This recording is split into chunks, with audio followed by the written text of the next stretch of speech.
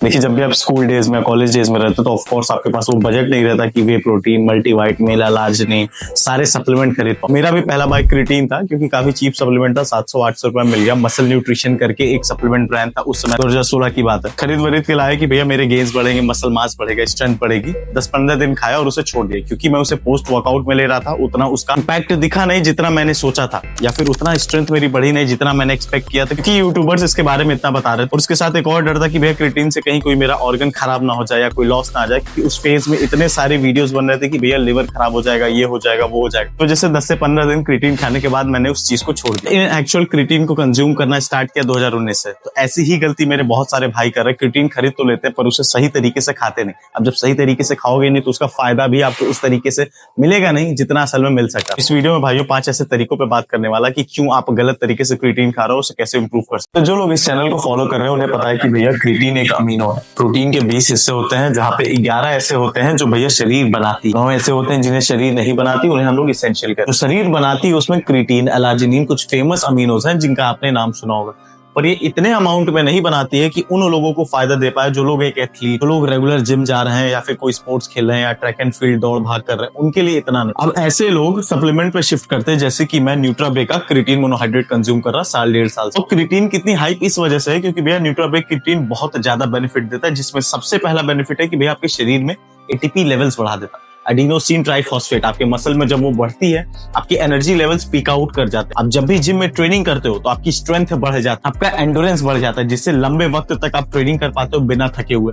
अब जब ये सारी चीजें करोगे तो ऑब्वियस है कि आपका मसल मास भी बढ़ने लगेगा, आपकी मेटाबॉलिक रेट भी बढ़ने लगेगी, आपका टेस्टोस्टेरोन, एचजीएच जैसा हार्मोन भी बढ़ेगा। इन सारी चीजों का रिलेशन डायरेक्टली आपके ओवरऑल मसल मास से ही होता है, जिसे बढ़ाने में क्रिएटिन मदद करता है। साथ में न्यूट्राबे का क्रिएटिन आपकी रिकवरी बढ़ा देता है। देखिए, जब भी आप ट्रेनिंग कर रहे हो तो मसल टूट रहे, बनती घर पे है, और उस वियर एंड टियर में क्रिएटिन मोनोहाइड्रेट आपको बहुत ज्यादा असिस्ट करता है। इसी वजह से रिकमेंडेड है कि भैया एटलीस्ट हर एथलीट को, खासकर वेजिटेरियन लोग, क्रिएटिन मोनोहाइड्रेट को अपने डाइट में रखें। बहुत सारे ऐसे मेरे भाई हैं जो इसे गलत तरीकों से यूज कर रहे हैं। इसमें 5वें नंबर पे आता है आपकी क्रिएटिन लोडिंग। देखिए, क्रिएटिन एक सैचुरेशन सप्लीमेंट है। इस टर्म को याद कर लीजिएगा ताकि आगे जाके आपको समझा सकूं कि कैसे जीत सलाल जी गलत थे एक पॉइंट। भैया क्रिएटिन जब आप एक्सटर्नली कंज्यूम करते हो तो आपकी बॉडी में एक लेवल तक वो रीच करता है और उसके बाद अपना मैक्सिमम बेनिफिट दिखाना चालू करता है। एग्जाम्पल के तौर पे आपकी ये पूरी शरीर है, मसल मास मान लीजिए, जब आप 3 दिन तक क्रिएटिन 3 से 5 ग्राम खाओगे तो कुछ यहां तक फिलअप होगी, 6 दिन तक यहां तक, और जब 10 से 12 दिन बीत जाता है तो आपकी सैचुरेशन हिट हो जाती है और वहां पे वो आपको मैक्सिमम रिटर्न, ये जो बेनिफिट्स बताया, ये सारी चीजें देना चालू कर देती है। अब लोग क्या है, हमेशा हड़बड़ी में रहते और एक टर्म को इंट्रोड्यूस किया कि क्रिएटिन लोडिंग, जहां पे आप रोजाना 10 से 12 ग्राम क्रिएटिन यूज करो, जहां पे हमें 3 से 4 ग्राम यूज करना चाहिए और 10 से 12 ग्राम यूज करेंगे ताकि ये जो फेज 10 दिन ले रहा है वो 3 दिन में आ जाए। अब जिनको बताना है, जिनको व्यूज चाहिए, उन्होंने तो कुछ नया बता दिया, पर मेरे भाई लोग जो बेसिक हैं, जो एवरेज एथलीट हैं, जिनको सिर्फ फिटनेस पूरी करनी है, अच्छे खासे मसल मास रखना, कोई स्टेरॉइड स्टेज पे कॉम्पीट नहीं करना, वो लोग गच्चा खा जाते। क्यों?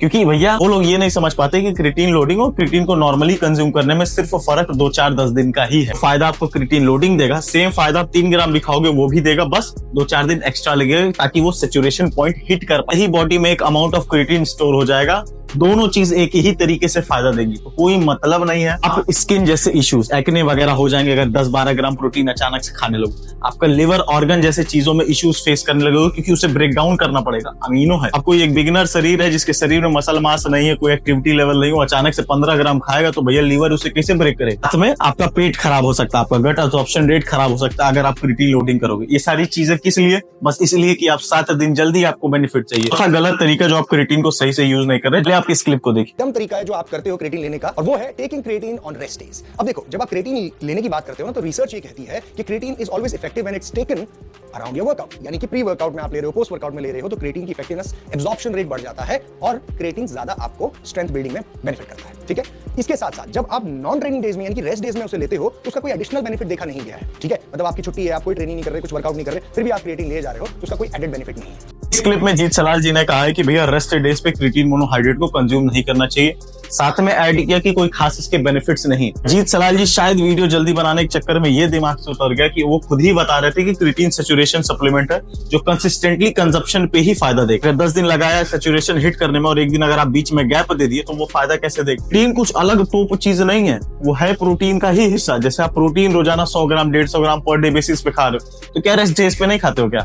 अगर आपकी डाइट में अंडा, आपके डाइट में पानी है, आपके डाइट में कोई प्रोटीन शेक है, रेस्ट डेज पे नहीं खाते हो क्या? आपकी जो भी शरीर में मसल है, क्या वो रेस्ट डेज पे छुट्टी पे चली जाती है क्या? कि हम चले गए हैं लखनऊ से चले गए हैं दिल्ली, मंडे को जब वापस ट्रेनिंग करोगे तो दिल्ली से वापस लखनऊ आ जाएंगे। अब जब मसल मास शरीर में ही है, आपकी वियर एंड टियर शरीर में ही है, आपकी फटीग शरीर में ही है, तो भैया हम डाइट क्यों हटाएं? हमें कोई साइंस की जरूरत ही नहीं। जस्ट लॉजिकली सोचिए, हम सैचुरेशन पॉइंट को भी अगर हटा दें तो हमारी शरीर नहीं ना कहीं जा रही है रेस्ट डे के दिन। इनफैक्ट मैं तो कहता हूँ रेस्ट डेज पे तो आपको ज्यादा केयरफुल होना चाहिए अपनी डाइट को लेके, क्योंकि रिकवरी में आपकी बॉडी ग्रो करती है, टूटते टाइम नहीं, जिम में या किसी स्टेडियम में रनिंग करते टाइम नहीं। ठीक है, कोई कंपैरिजन नहीं है, कुछ गलतियां सबसे हो जाती हैं बताने में। मुझे ये चीजें दिख गई वीडियो पे रिसर्च करते हुए, तो मैंने सोचा कि नहीं, आपको दिखाना चाहिए और बताना चाहिए कि अपना दिमाग खोल के किसी को देखे। मुझे भी अगर आप देख रहे हैं, सीख रहे हैं, तो भैया अपना दिमाग लगा। तीसरा जो गलत तरीका वो होने वाला है भैया, आपको पानी ज्यादा पीना है। अक्सर बताया जाता है कि क्रिएटिन मोनोहाइड्रेट को कंज्यूम करने के साथ आपको अपने वाटर का इंटेक बढ़ाना पड़ता है। कहा जाता है कि भैया 7 लीटर 8 लीटर पानी पिए, पर समझने वाली चीज ऐसी है कि क्रिएटिन आपके बॉडी में वाटर होल्ड कर रही है, क्योंकि पहली बात इंट्रामस्कुलर है, और जिन लोगों को नहीं पता उन्हें बता दो कि बॉडी मोस्टली 80 से 90% तक वाटर ही है।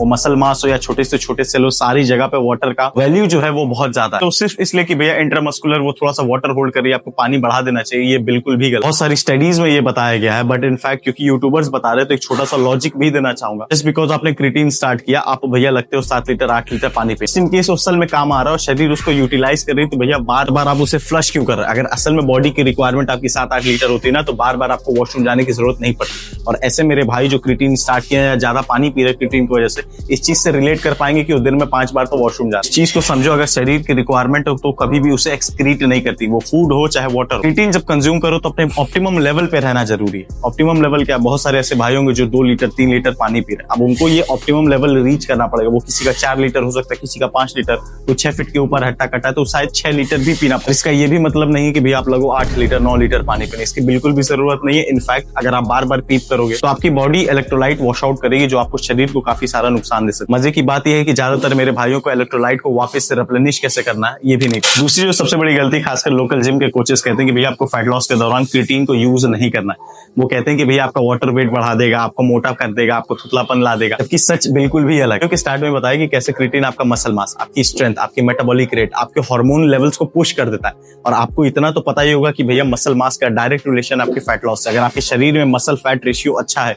कभी भी आप मोटे नहीं हो पाओगे। हो सकता है कि आप बहुत तेजी से फैट लॉस ना करो क्योंकि आपकी डाइट या वर्कआउट खराब है, बट मोटा तो आप कभी नहीं हो पाओगे, कभी भी आप फैट गेन नहीं कर पाओगे, क्योंकि हर एंगल से आप कैलोरी ज्यादा बर्न करो। अगर आपका मेटाबॉलिक रेट ज्यादा है तो आपकी रेस्टिंग कैलोरीज ज्यादा है। अगर आपका टेस्टोस्टेरोन लेवल ज्यादा है तो आपकी स्ट्रेंथ ज्यादा होगी और मसल मास से बिल्ड करोगे, जिसकी वजह से अगेन मेटाबॉलिक रेट बढ़ेगा। ड्यूरिंग वर्कआउट आप सेम बॉडी ज्यादा कैलोरीज बर्न करें, और इन सारी चीजों में क्रिएटिन आपको असिस्ट करता है। फिर से बता रहा हूँ, जो भी वाटर वेट बॉडी में बढ़ता है भैया वो इंट्रामस्कुलर होता है, और वो चीज आपकी बॉडी को असिस्ट करता है आपके बड़े साइज की वजह से, जो आपको साइकोलॉजिकल बहुत बड़ा असिस्ट देता है। आपको लगता है कि भैया मेरा मसल मास बढ़ा, मेरा वर्कआउट मुझ पे काम कर रहा है, मेरी शरीर बड़ी हो रही, इस वजह से और आप ज्यादा मेहनत करने लगोगे। अब अगर आप जिम में जाके 100 किलो उठा रहे थे और इस साइकोलॉजिकल असिस्ट की वजह से आप लोगों 150 उठाने, तो आपको क्या लगता है आपका मसल मास नहीं बढ़ेगा, आपकी कैलोरी पुराने वक्त से कंपैरेटिवली ज्यादा नहीं बर्न हो। तो कोई भी लोकल जिम के कोचेस आपको क्या बता रहे हो उससे फर्क नहीं पड़ता, पर साइंस क्या बता रही है इस पे आपका नजर होना ज्यादा जरूरी है। अब पहली और सबसे इंपॉर्टेंट चीज कि भैया आपको क्रिएटिन को कंज्यूम कब करना है। देखिए, जैसा कि स्टार्टिंग ऑफ द वीडियो में बताया था कि भैया एक सैचुरेशन सप्लीमेंट है, आपको थ्रू आउट द डे एक सर्टेन अमाउंट अपने शरीर में डालना है। वो 3 ग्राम हो सकता है, 4 ग्राम हो सकता है, 5 ग्राम हो सकता है, मेरे लिए 7 से 8 ग्राम है फॉर नाउ। इस अमाउंट को थ्रू आउट द डे 24 घंटे के स्पैन में अगर कंज्यूम करूंगा तो मेरी बॉडी ऑप्टिमली परफॉर्म करेगी और वो ग्रोथ लेती रहेगी जितना भी क्रिएटिन दे। अब इसे मैं पोस्ट वर्कआउट कंज्यूम करूं, सुबह उठते ही कंज्यूम करूं, रात में खाना खाने के बाद कंज्यूम करूं, कभी भी करूं, वो सेम चीज। क्रिएटिन का बॉडी से कोई ऐसा लेना देना है ही नहीं कि भैया आप किसी टाइम खाओगे तो ज्यादा आपके शरीर में फायदा देगा या फिर किसी टाइम खाओगे तो ये कम फायदा देगा। आपको सिंपली ये समझना है कि एक सर्टेन अमाउंट शरीर में डालिए,